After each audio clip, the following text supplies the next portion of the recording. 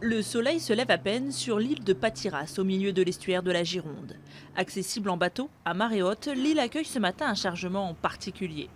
C'est sur cet îlot, aujourd'hui inhabité, que Dominique a choisi de replanter des vignes comme autrefois, en respectant le travail de la terre. Ma démarche ne rentre pas forcément dans un moule bien précis, hein.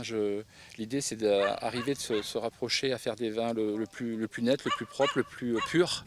Vu qu'on était en création de plantation, c'était justement de redémarrer ce vignoble avec un travail du sol pour forcément éviter le chimique, quoi. Mais ici, on ne revendique pas de label, en fait. Pas de label, mais une marque DLC reconnue aujourd'hui par les connaisseurs. Le credo du viticulteur, ne rien faire comme les autres, pas d'AOC, pas de notes dans les guides prestigieux, pas ou peu de chimie, des plantations de cépages oubliés. Ce fils de pépiniériste passé par les compagnons du Tour de France expérimente depuis maintenant 30 ans.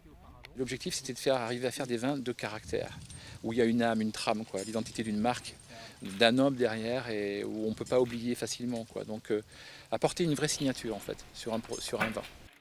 Autre spécificité sur la commune d'Anglade, près de Blaye, les ceps sont plantés très serrés les uns des autres, comme cela se faisait il y a un siècle.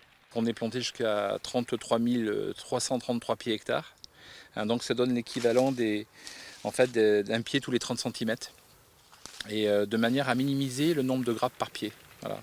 Hein, si on prend un pied de tomate où il y a 10 tomates et un autre pied de tomate à côté où il y a 5 tomates, les saveurs ne sont pas les mêmes.